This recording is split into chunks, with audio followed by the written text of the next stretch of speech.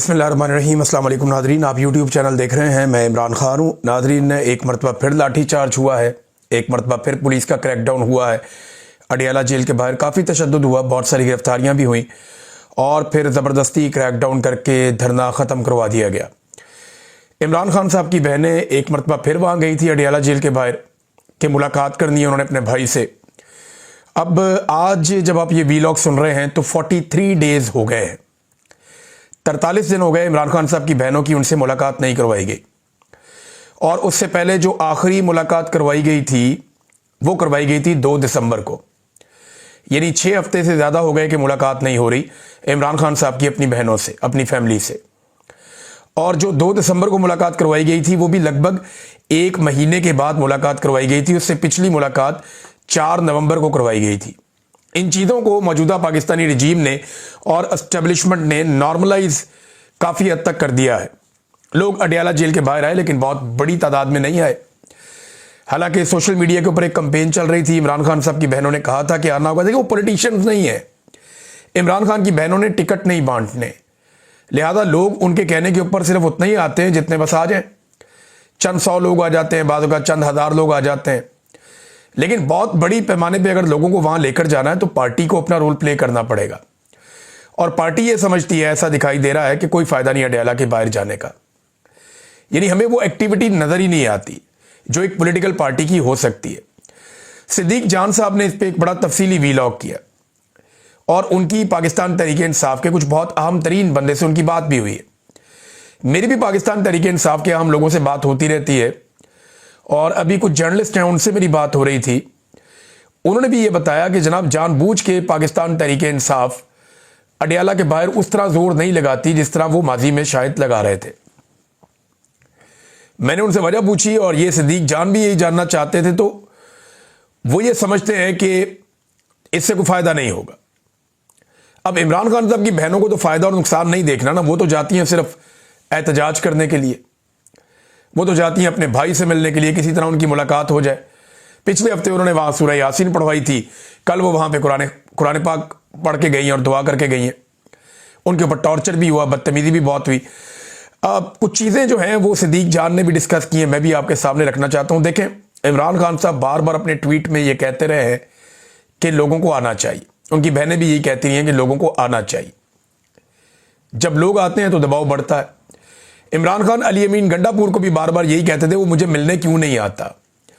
तो एक्चुअली वो बार बार ये तो नहीं कह सकते कि अडियाला के बाहर आकर बैठो और एहतजाज करो और दबाव बढ़ाओ ताकि मुलाकातें ना रोकी जाएं। ये तो काम पार्टी के करने का है ना। ये इमरान खान साहब की बहनें ये बात बार बार कह रही हैं।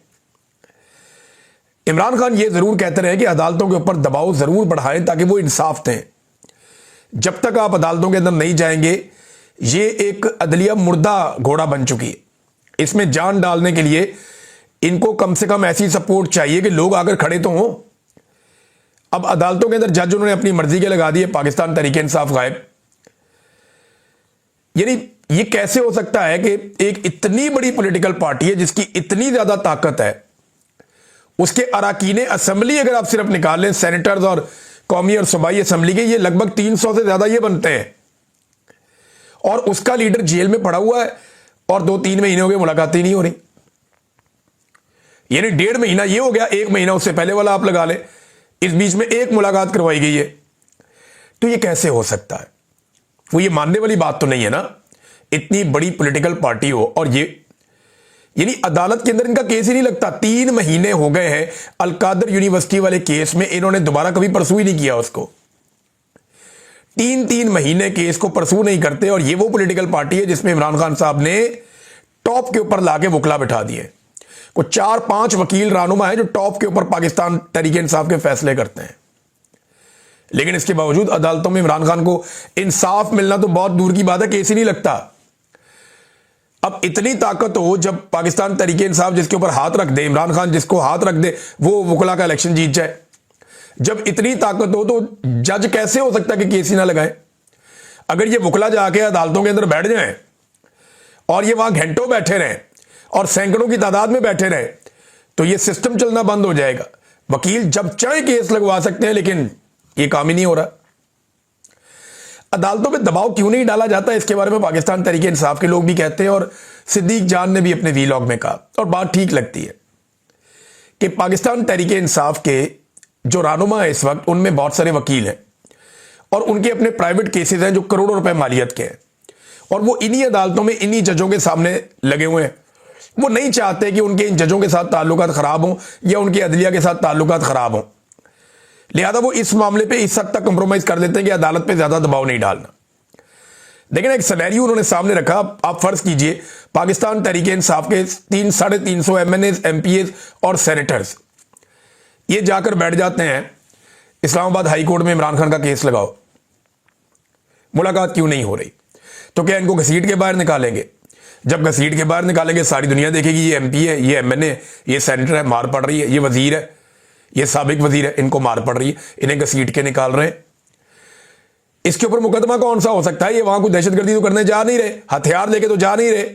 अरकान असेंबली है, उनका इस्तेहकाक है, वो जाके वहां बैठ सकते हैं।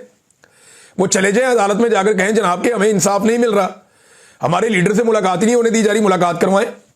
300-350 बंदा, पूरी दुनिया का मीडिया आ जाएगा, इंटरनेशनल मीडिया आ जाएगा। जब आपको वहां से घसीट के निकालेंगे तो सारी दुनिया देखेगी कि जनाब रात के वक्त यहां से MNAs को और सेनेटर्स को घसीट के निकाला जा रहा है, सुबह फिर कपड़े चेंज करें फिर आके बैठ जाए। इमरान खान से कैसे मुलाकात नहीं होगी? या अडियाला के बाहर अगर बहुत बड़ी तादाद में, हजारों की तादाद में लोग चले जाएं तो ये दावा करते हैं कुछ लोग कि फिर मुलाकात नहीं रोकी जा सकती, फिर आपको मिलवाना पड़ेगा। लेकिन यहां पे वैसी कोशिश नहीं होती। सिद्दीक जान ने बात ठीक की है, वो बात गलत नहीं है। पाकिस्तान तहरीक इंसाफ के लोग ये बात काफी अरसे से आहिस्ता आहिस्ता कर भी रहे हैं, लेकिन ऐसा लगता है कि सिस्टम का हिस्सा बन गए हैं वो लोग जो इमरान खान साहब का नाम इस्तेमाल करके कोई MNA बन गया, कोई MPA बन गया, कोई सेनेटर बन गया, कोई वजीर बन गया, किसी को कोई कमेटी मिल गई, किसी को कायमा कमेटी मिल गई, को कहीं पे बैठ गया, तो सबकी मौज लगी हुई है। ये बहुत अजीब बात है कि जिस आदमी का नाम लेकर आपको वोट पड़ा, जिसके नाम पे आपने अगला इलेक्शन भी लड़ना है, उसकी मुलाकातें बंद हैं, 2.5 महीने हो गए और आपने कुछ भी नहीं किया, आप बिल्कुल रिलैक्स हैं, तो इससे तो कोई फर्क नहीं पड़ेगा। सबको इकट्ठे होकर काम करना पड़ेगा, वरना फिर ये फारिग है, फिर ये जैसे चल रहा है वैसे ही चलता रहेगा। जजेस की भी मौजें हैं, वकला की भी मौजें हैं, सबकी मौजें हैं। सिद्दीक जान का वीलॉग आप लोग गौर से सुनिएगा जरूर, आपको समझ आएगी कि उसने गलत बात नहीं की है। बेशक खैबर पख्तूनख्वा का नया वजीर आला अपने चंद साथियों के साथ मिलकर जोर लगा रहा है, लेकिन ये चंद लोग हैं। पाकिस्तान तहरीक इंसाफ के बहुत सारे लोग अपने अपने इलाकों में कोशिश करते हैं, लेकिन इमरान खान की मुलाकात, क्योंकि इनको इमरान खान साहब ने तो बताना है क्या कि करना क्या है, और ये खालिसतन सियासी मामला है, एहतजाज करने से हल हो जाएगा। सियासी मामले को आप एहतजाज से हल करते हैं, ये कानूनी मामला नहीं है जो आपने जाके कानूनी जंग लड़नी है। ये कोई ऐसा इंतजामी मामला नहीं है कि आपने जाके इंतजामिया से एक दरखास्त लिख के दे देनी है, नहीं, ये एक सियासी मामला है। राना सनाउल्लाह का स्टेटमेंट इसकी गवाही दे रहा है। राना सनाउल्लाह साहब ने एक टीवी चैनल पे अलीना शिगरी साहिबा से गालिबन वो बात कर रहे थे, उन्होंने एतराफ कर लिया कि इमरान खान से मुलाकात ना होने की वजह कानूनी या इंतजामिया नहीं, वो सियासी वजह है। यानी उन्होंने कहा यकीन दहानी करवाएं कि इमरान खान साहब से मुलाकात के बाद 8 फरवरी को हड़ताल या एहतजाज या ये चीजें नहीं होंगी तो हम सुबह ही मुलाकात करवा देते हैं। तो इसका क्या मतलब है कि ये एक सियासी मामला है, ये कोई इंतजामी या कोई दूसरा मामला नहीं है। ह्यूमन राइट्स ने नाज़रीन इसके ऊपर बड़ी मजम्मत की है, इस इशू के ऊपर। Human rights council of Pakistan Adiala jail के बाहर पुरअमन सियासी कारकुनान पर पुलिस के तशद्दुद, ताकत के गैर कानूनी इस्तेमाल और मनमानी गिरफ्तारियों की शदीद मजम्मत करती है। पुरअमन एहतजाज और आज़ादी इज़हार राय पाकिस्तान के आइन में तस्लीम शुदा बुनियादी हुकूक हैं, जिन्हें दबाना जमहूरी उसूलों, शहरी आज़ादियों और कानून की हुक्मरानी की सरी खिलाफ वर्जी है। इख्तिलाफ राय किसी भी जमहूरी मुआशरे की बुनियाद होता है और उसे ताकत के जरिए खामोश करवाना रियासती जबर के मुतरादिफ है। मुतालबा करते हैं कि तमाम गिरफ्तार पुरअमन सियासी कारकुनान को रिहा किया जाए और बिला मशरूत रिहा किया जाए। पुलिस के गैर ज़रूरी तशद्दुद की शफाफ और गैर जानबदार तहकीकात कराई जाएँ और जिम्मेदार एहलकारों को कानून के मुताबिक जवाब दें। इनको तो शाबाशें मिलनी है, इनको तो मेडल मिलने हैं, इनको तो जनाब तरक्कियां मिलनी है, क्योंकि ये मिलिट्री एस्टेब्लिशमेंट के कहने के ऊपर वो गंद मार रहे हैं जो मिलिट्री एस्टेब्लिशमेंट खुद सामने आकर नहीं मार सकती। उनके गंदे कपड़े यही तो धोते हैं बेचारे, तो वो बेचारे क्या करेंगे। Human rights council of Pakistan कह रहे हैं जी हम इसके ऊपर नजर रखे हुए हैं और कोई गुंजाइश नहीं है जबर की, तशद्दुद की और खौफ की कोई गुंजाइश नहीं है। कोई गुंजाइश उन्होंने बाकी नहीं छोड़ी, तो गुंजाइश कौन सी नहीं है। तो नाज़रीन, ये एक एहतजाज भी था, ये रूटीन में चलता है, साथ साथ मजम्मत भी आ जाती है। लेकिन पाकिस्तान तहरीक इंसाफ को एक पूरी हिकमत अमली बनानी चाहिए। भाई ये नहीं कर सकते ना कि अडियाला के बाहर आना है तो कम से कम इकट्ठे होकर बैठे और बैठ के फैसला करें कि 2.5 महीने हो गए आपके लीडर को कहते तन्हाई में रखा हुआ है, इसका हल क्या निकालना और कैसे निकालना है। बैठे ना, बैठ के फैसला कर लें कि जनाब ये वो इकदाम है, अब हमें करने पड़ेंगे, वरना इमरान खान साहब को कहते तन्हाई में रख के इन्होंने बिल्कुल अलग थलग कर दिया है। कोई तो इनको हिकमत अमली बनानी पड़ेगी, कोई तो बात इनको करनी पड़ेगी। ये बात ही कोई नहीं करता, इनके पास स्ट्रेटेजी कोई नहीं है, इनको कोई ना कोई हिकमत अमली देनी पड़ेगी। ऐसा लगता है ये किसी मोजज़े का इंतजार कर रहे हैं, इनके पास कोई प्लान इस वक्त है नहीं। इमरान खान ने कहा स्ट्रीट मूवमेंट करनी है, तो स्ट्रीट मूवमेंट के ऊपर देखिए पॉलिटिकल एक्टिविटी तो हो रही है, सोहेल आफरीदी ने भी की है। लेकिन मैं आपको सीरियसली बता रहा हूं, मैं आपको बार बार बता रहा हूं कि ये स्ट्रीट मूवमेंट नहीं है, ये मोमेंटम गेन कर रहे हैं। स्ट्रीट मूवमेंट कोई और चीज होती है, गलियों के अंदर, मोहल्लों के अंदर, गांवों के अंदर, देहातों के अंदर हर जगह मेंबर साजी चल रही होती है, लोगों को रजिस्टर्ड किया जा रहा होता है, एक एक बंदे का नाम और नंबर लिखा जा रहा होता है, सबकी ड्यूटियां लग जाती हैं कि तुमने कहां जाना है उस दिन, तुमने कहां जाना है उस दिन, तुम क्या काम कर रहे होगे, तुम किस जगह कौन सी ड्यूटी करोगे। हर बंदे को अपना अपना रोल प्ले करना पता होता है उस दिन की उसने स्ट्रीट मूवमेंट में क्या करना है। उस तरफ मैं ग्राउंड से पता करता हूं तो अभी तक कोई एक्टिविटी नहीं हुई, जीरो एक्टिविटी है। सिर्फ यह है कि मुख्तलिफ जगहों पे जाके लोगों को उभारा जा रहा है, मुख्तलिफ जगहों पे लाके एक कंपेन खड़ी की जा रही है, तहरीक का एक मोमेंटम बनाया जा रहा है, जो बहुत जरूरी है। ये गैर जरूरी काम नहीं है, ये बहुत जरूरी काम है कि ये मोमेंटम बनाया जाए। लेकिन जिसे आप कहते हैं ना स्ट्रीट मूवमेंट, वो गलियों के अंदर, मोहल्लों के अंदर, हर मकान में, हर फ्लैट में, हर जगह पे जाके आप अपना पैगाम लेकर जाते हैं, लोगों को रजिस्टर्ड करते हैं। यानी ये 50 घर हैं, इनके ऊपर ये बंदा जो है इंचार्ज है, ये बंदा नुमाइंदगी करेगा, इन 50 घरों ने कहां पे कौन सा एहतजाज करना है, इसके लिए कितने लोग निकलेंगे। ये वो डाटा कलेक्शन और चीजें होती हैं जो स्ट्रीट मूवमेंट के अंदर इंटरनेशनली की जाती हैं। और अगर पाकिस्तान में आपने ये चलानी है तो आपको इस लेवल पे नीचे ग्रास रूट के अंदर जाना पड़ेगा। और पाकिस्तान तहरीक इंसाफ के पास ये मौका भी है, पोटेंशियल भी है, नौजवानों की बहुत बड़ी तादाद है और बहुत बड़ा पोटेंशियल है पाकिस्तान तहरीक इंसाफ के पास, और मौका भी है, वो ये कर भी सकते हैं। कोई लंबा चौड़ा इसमें कोई रॉकेट साइंस नहीं है, उन्हें पता है कि क्या करना है। लेकिन अभी तक वहां पे वो वाली चीज का आगाज नहीं हुआ। हाँ, मोमेंटम वो बना रहे हैं, तहरीक का एक मोमेंटम बना रहे हैं, लेकिन स्ट्रीट मूवमेंट बिल्कुल एक अलग चीज है, वो अभी तक हमें उस तरह दिखाई नहीं दे रही। मेरा ये मानना है, मेरी नजर में स्ट्रीट मूवमेंट वो होती है जो हर गली के अंदर आप पूरे मुल्क के अंदर जो चाहें वो आप कर सकें। और ये हो सकता है, ये 1.5-2 महीने के अंदर नौजवान पूरे पाकिस्तान में फैल के पूरी एक तहरीक की मोमेंटम, एक पूरा माहौल बना सकते हैं। और सोशल मीडिया को इसमें एक जबरदस्त टूल के तौर पे इस्तेमाल किया जा सकता है, जैसे पूरी दुनिया में होता है। बहरहाल देखते हैं क्या करते हैं। एक और तजवीज भी आ गई है, क्योंकि जेंजी से बहुत तंग है मौजूदा हुकूमत के लोग। वो ये सोच रहे हैं कि 25 से 30 साल उम्र कर दें वोटर्स की। ये रिपोर्ट भी हो रहा है बहुत सारी जगहों पे कि एक 28वीं आईनी तरमीम लाई जाए और जो वोट डालने वाले नौजवान हैं उनकी उम्र 18 साल की गई थी, वो 18 साल से हटा के उनको 25-30 साल पे ले जाओ कि नौजवान वोट ही नहीं डाल सकते, इनका दिमाग ही नहीं काम करता। इस किस्म की तजावीज़ आ रही है। अगर आप 30 साल भी कर दें ना, 40 साल भी कर दें, फिर भी आप नहीं इलेक्शन जीत सकते। खाली बूमर्स भी वोट डालें ना, फिर भी इलेक्शन नहीं जीत सकते। पुट्ठे लमक जाओ, जो मर्जी कर लो, ये इलेक्शन आप नहीं जीत सकते। इनको डर इस बात का कि 40-50 लाख नया वोटर आ जाता है हर साल, नया 40-50 लाख वोटर ऐड हो जाता है हर साल पाकिस्तान के अंदर, क्योंकि नए नौजवान 17 से 18 साल के हो जाते हैं हर साल। अब वो जो नया वोटर आता है ना, वो इनको बहुत तकलीफ देता है, वो इनके लिए बहुत बड़ी परेशानी बन जाता है।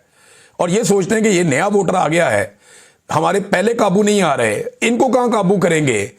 2024 के इलेक्शन में इनके लिए सबसे बड़ा चैलेंज नौजवान वोटर था। तो इन्होंने क्या किया कि नौजवान वोटरों को किसी को उधर फेंक, किसी को उधर फेंक, किसी को 50 किलोमीटर उधर, किसी को 20 किलोमीटर उधर, किसी को 30 किलोमीटर उधर, एक एक घर के एक एक बंदे को कहीं कहीं फेंक दिया। वो सारे नौजवान फिर भी निकले और वोट डाल के आए। सारा रिजल्ट ही उन्होंने तब्दील कर दिया पाकिस्तान का। यक तरफा इमरान खान साहब को 2/3 अक्सरियत से उन्होंने जितवा दिया। ये किया उन्होंने। अब ये उनसे डरे हुए हैं, तो ये तजवीज़ आ रही है जनाब इसको ऊपर ले जाए, इसको बढ़ा लें, जो मर्जी करें आप। इमरान खान अपना नुकसान खुद ना करे, तो रब ने उस पर ऐसा करम किया हुआ है इस वक्त कि उसकी गुड्डी चढ़ी हुई है, और रब उस पर इतना मेहरबान है इस वक्त तक कि आप उसका मुकाबला नहीं कर सकते, जो दिखाई दे रहा है। नाज़रीन, पाकिस्तान पीपल्स पार्टी ने हल्की फुल्की मौसीकी चलाई थी कि जनाब ऑर्डिनेंस क्यों आ गया, तो ये क्यों हो गया, तो वो क्यों हो गया। छोटी मोटी चुड़ली छोड़ते हैं, साथ ही अपनी औकात में आ जाते हैं। हल्का सा बूट के ऊपर दबाव डालती है एस्टेब्लिशमेंट, बूट के ऊपर दबाव डालती है, इनकी उंगलियां नीचे आ जाती हैं, तो ये साथ ही चीखें मारते हैं, कहते हैं नहीं जी नहीं, हम तो वहीं पे खड़े हैं। अब पीपल्स पार्टी के बड़ों के बयान आ गए कि पीपल्स पार्टी हुकूमत के साथ खड़ी है, मुल्क के मफाद में हुकूमत के साथ ही रहेगी। फटे मूवी, कौन सा मुल्क का मफाद? कोई एक काम बताएं जो मुल्क का फायदा हुआ हो जब से आपने रिजीम चेंज ऑपरेशन किया है। कोई एक आदादोशुमार बता दें, कोई एक चीज बता दें जो बेहतरी की तरफ गई हो। हर चीज बर्बादी की तरफ गई, हर चीज तनजली की तरफ गई, तबाही फेर दी आपने पाकिस्तान में, और आप मुल्क के मफाद की बात कर रहे हैं। सवाल ही पैदा नहीं होता। नाज़रीन, ईरान के ऊपर मैंने आपसे कहा था हमें नजर रखनी पड़ेगी। कुछ डेवलपमेंट्स हैं, मैं आपके साथ शेयर कर देता हूं। सबसे पहले कुछ जो सहाफ़ी हैं जो नॉर्मली एस्टेब्लिशमेंट की लाइन के खिलाफ नहीं जाते, सुहेल वड़ाइच हमेशा से एस्टेब्लिशमेंट की लाइन के करीब रहते हैं। जब तक कि जर्नैल मुश्किल में ना आए, ये उसको कभी मुश्किल में नहीं डालते, बल्कि अपने आप को मुश्किल में नहीं डालते। नजम सेठी साहब हैं, इन्होंने भी कहा कि ईरान में अगर रजीम तब्दील होता है तो इससे पाकिस्तान को फायदा होगा। बज़ाहिर ऐसा लगता है कि पाकिस्तान जो है वो नीम रजामंद है अमेरिका के किसी भी ऑपरेशन के ऊपर, वरना देखिए इस तरह का तजिया पाकिस्तान में करना मुश्किल है। अब अमेरिका हमला करने वाला है, ये तासुर भी बहुत ज़्यादा बन रहा है। दुनिया भर के दिफाई तजियाकार समझते हैं कुछ भी हो सकता है। अमेरिका ने गुज़िश्ता 24 घंटों में 2 मरतबा अपने शहरियों को ट्रैवल एडवाइजरी जारी की है कि निकल सकते हो, निकल जाओ ईरान से, या अपने आप को बिल्कुल महदूद कर लो। और ईरान की सूरत हाल के ऊपर वो बार बार अपने शहरियों को अमेरिका तंबीह कर रहा है। डोनाल्ड ट्रंप का एक बड़ा इंपॉर्टेंट स्टेटमेंट भी है इस मौके पे, वो स्टेटमेंट मैं आपके सामने रख देता हूं। डोनाल्ड ट्रंप ने कहा कि ईरानी मुहिब्बे वतनों, एहतजाज जारी रखो, अपने इदारों पर कब्जे करो, कातलों और जालिमों के नाम लिख लो, इन्हें भारी कीमत चुकानी पड़ेगी। मैंने ईरानी हुकाम के साथ तमाम मुलाकातें मनसूख कर दी हैं। जब तक मुजाहिरीन के बेमकसद कत्ल का सिलसिला बंद नहीं हो जाता, मदद रास्ते में है। यही हम आ रहे हैं, आपकी मदद करने वाले हैं, ये डोनाल्ड ट्रंप ने कहा। अब देखें, दूसरी जानिब जो ईरान की सूरत हाल है वो भी मैं आपको बता देता हूं। अंदरूनी तौर पे सूरत हाल जो है वो काफ़ी थम गई है ईरान में। जो पुरतशद्दुद मुजाहरे हो रहे थे उनकी शिद्दत में कुछ कमी आई है। इंटरनेशनल कॉल्स कुछ हद तक, बल्कि काफ़ी हद तक ईरान में बहाल हो गई हैं। और जो आलमी सतह पर दावा किया जा रहा है, 1800 से ज़ायद हलाकतों का दावा किया जा रहा है कि ईरान में हुई। अब वो ईरान की गवर्नमेंट जो है वो तफसील बताएगी तो आपके सामने आ जाएगी। लेकिन इस वक्त जो है वो ईरान की हालत पहले से कुछ बेहतर हुई। लेकिन साथ ही साथ डोनाल्ड ट्रंप और अमेरिका क्या हमला करेंगे, ये अभी हम कुछ कह नहीं सकते। उसकी वजह यह है कि सऊदी अरब ने और कुछ और गल्फ ममालिक ने अमेरिका को मना किया है कि आप ईरान पे इस वक्त हमला ना करें, यानी आपको किसी किस्म का कोई फायदा नहीं होगा और हमला ना किया जाए, क्योंकि इस हमले से आप ईरान में रजीम तब्दील नहीं कर पाएंगे। सारी दुनिया जानती है नहीं कर पाएंगे। उसकी वजह यह है कि अगर इस वक्त अमेरिका ने ईरान पे हमला किया तो ईरानी कौम की जिस किस्म की आदत है ना, वो खड़ी हो जाएगी जाके अपनी हुकूमत के साथ। और अगर कोई लोग मुतनफ़र भी है ना, तो वो भी जाके हुकूमत के साथ खड़े हो जाएंगे। हुकूमत की पॉपुलैरिटी में इजाफा हो जाएगा और हुकूमत का जो रजीम तब्दील करने का एक ख्वाब है वो पूरा करना मुश्किल हो जाएगा ईरान में। तो ग्राउंड पे उतरे बगैर तो आप रजीम तब्दील कर नहीं सकते, और ग्राउंड पे उतरने के बाद बहुत बड़ा कत्लेआम करना पड़ेगा, फिर जाके रजीम तब्दील होगा, क्योंकि वफादार उनके बहुत से ज़्यादा है। तो एक अजीब किस्म की सूरत हाल पैदा होगी रीजन में, जिसमें पाकिस्तान का मौक़िफ़ गोलमोल किस्म का है। पाकिस्तान खुलकर नहीं आया, लेकिन मोहम्मद बिन सलमान को और सऊदी अरब को एक मरतबा फिर आपको दाद देनी पड़ेगी। उन्होंने फिर जुर्रत का मुजाहरा किया। इससे पहले उन्होंने जब अमेरिका का दौरा किया मोहम्मद बिन सलमान ने, तो उन्होंने वो नुमाइंदगी की जो मुसलमान रहनुमाओं से तवक्को की जा रही थी कि वो करेंगे। उन्होंने कहा जी कि जब तक फ़लस्तीन की रियासत का मामला हल नहीं हो जाता, फ़लस्तीन को अपनी रियासत नहीं मिल जाती, फ़लस्तीनियों को उनका हक नहीं मिल जाता, तब तक जो है वो अब्राहम अकॉर्ड पे हम दस्तखत नहीं कर सकते। ये रिपोर्ट हुआ वहां से अमेरिका से। फिर हमने देखा जब डोनाल्ड ट्रंप बात कर रहे थे गजा पे, इजराइल पे, फ़लस्तीन पे, तो उस वक्त मोहम्मद बिन सलमान अपने हाथों की उंगलियों को दबा रहे थे। एक फील हुआ सोशल मीडिया पे, बहुत वायरल हुआ कि शायद वो बेचैनी महसूस कर रहे हैं। तो मोहम्मद बिन सलमान ने वो बात की जो एक मुसलमान हुक्मरान को करनी चाहिए थी। बहुत बुरी पोजीशन भी हो तो आपको ये पोजीशन तो लेनी चाहिए ना जो उन्होंने ली है। पाकिस्तान बदकिस्मती से इस मरतबा कोई पोजीशन ले नहीं पाया, बल्कि पाकिस्तान ने डोनाल्ड ट्रंप को कहा ये हम पहले दिन से ही आपके साथ हैं, जो मर्जी करो धरना लेंगे। अब यहां पे भी जो है वो सऊदी अरब ने हिम्मत दिखाई, और सऊदी अरब ने, ओमान ने और कतर ने, ये तीनों मुल्क बहुत इंपॉर्टेंट है, याद रखिएगा। यूएई के साथ भी छोटी मोटी खटपट इन्हीं ममालिक की हुई है। कतर, सऊदी अरब और ओमान। अब ये तीनों ममालिक जो है वो एक क्यू के अंदर है। इन ममालिक ने खबरदार किया व्हाइट हाउस को कि ईरान पर हमला ना किया जाए। ईरान की हुकूमत गिराने की कोशिश की गई तो आलमी तेल मंडी में शदीद हलचल भी पैदा हो जाएगी। इसके नतीजे में मईशत को भी नुकसान पहुंचेगा और अमरीकी मईशत को भी नुकसान पहुंचेगा। सऊदी अरब ने तेहरान को यानी ईरान की गवर्नमेंट को यह यकीन दहानी भी करवाई कि अमेरिका को ईरान पर हमले के लिए सऊदी फिजाई हदूद इस्तेमाल करने की इजाजत नहीं दी जाएगी। यह वॉल स्ट्रीट जर्नल की खबर है। अब मुझे अभी बताएं कि पाकिस्तान ने क्या अभी तक ईरान को इस बात की यकीन दहानी करवाई है कि मैं अपनी सरजमीन या अपनी फिजाई हदूद आपके खिलाफ इस्तेमाल नहीं होने दूंगा। वैसे अमेरिकन को यहां से जरूरत भी नहीं पड़ेगी, लेकिन उन्हें जमीन की जरूरत पड़ सकती है। इन केस अगर अमेरिकन चाहें, उनको जमीन पे कोई अड्डे उड्डे चाहिए हो, तो शायद उन्हें पाकिस्तान की जरूरत पड़े, अदरवाइज उन्हें फिजाई रास्ता पाकिस्तान का शायद ना चाहिए। अब मैंने क्योंकि इसको डिटेल में नहीं देखा, जब मैं इसको देखूंगा और सारी पॉसिबिलिटीज देखूंगा तो चीजें सामने आएंगी। लेकिन जो सऊदी अरब ने बात की है वो बात अभी तक पाकिस्तान ने नहीं की। तो सऊदी अरब ने एक मरतबा फिर लीड ली है इस मामले में। नाज़रीन, एक मरतबा फिर 1.5 लाख वादी तीरा के लोग जो है वो सड़कों पे नकल मकानी कर रहे हैं। देखिए, हम सारे लोग अपने घरों में बैठे, गर्म घरों में, लिहाफों के अंदर, हम इस तकलीफ को महसूस ही नहीं कर सकते।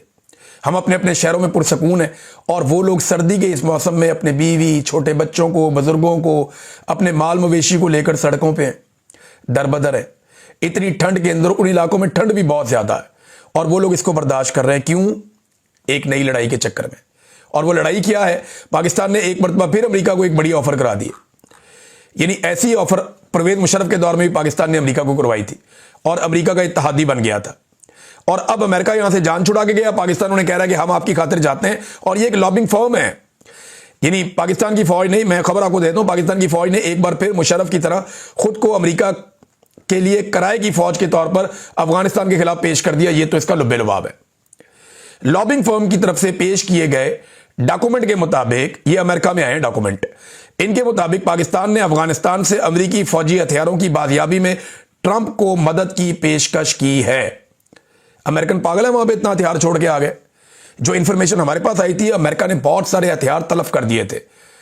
अफगान तालिबान के हाथ में सिर्फ वो हथियार लगे थे जो हथियार अफगान तालिबान ने अमेरिकन से किसी वक्त में छीने हुए थे या उनसे लिए हुए थे या मुख्तलिफ ग्रुपों के पास थे। ज्यादातर हथियार जो हैं वो अमेरिकन तलफ करके आ गए थे। अमेरिकन को एग्जैक्टली पता है कि अफगानिस्तान में कितना हथियार मौजूद है, उनमें अमेरिका का हथियार कितना है। अब ये कह रहे हैं जनाब कि हम वहां जाके अमेरिकी हथियार वापस लेंगे तालिबान से। यानी वो लड़ाई जिससे अमेरिका जान छुड़ा के गया, पाकिस्तान अपने आप को पेश कर रहा है जी हम जाके वो लड़ाई लड़ना चाहते हैं। इमरान खान ने ठीक कहा था कि ये अपने आप को मुजाहिद बना के पेश करेंगे मगरिब के सामने और ये पाकिस्तान को इस आग के अंदर झोंकेंगे और जानबूझ के पाकिस्तान के अंदर दहशतगर्दी को बढ़ावा देंगे। ये है पूरा गेम। पहले पाकिस्तान में दहशतगर्दों को लाया गया, फिर उनसे दहशतगर्दी करवाई गई, अब उनके खिलाफ ऑपरेशन किया जाएगा, फिर कहा जाएगा इनको अफगानिस्तान से मदद मिलती है, वहां पे हथियार है अमेरिकन हथियार हमने वापस लेने, अमेरिका में डॉलर दे, हम जाके वहां पे हथियार वापस लेंगे, लड़ाई लड़ेंगे। मेरी समझ से बाहर है। इसका फायदा अमेरिका को क्या होगा? देखिए, इस खित्ते के अंदर चाइना स्टेबलाइजेशन चाहता है। जितना ये एरिया, ये खित्ता स्टेबल होगा, उतने ही ज्यादा यहां के रास्ते चलेंगे, यहां तजारत चलेगी, यहां सी पैक चलेगा। और जब स्टेबिलिटी नहीं होगी तो फिर चाइना का काम थोड़ा सा डाउन जाएगा। ये बहुत लंबी डिबेट है, बस मेरे ख्याल में जो लोग समझते हैं उनके लिए इतना काफी है। अब तक के लिए इतना ही। अपना ख्याल रखिएगा, अपने चैनल का भी। अल्लाह हाफ़िज़।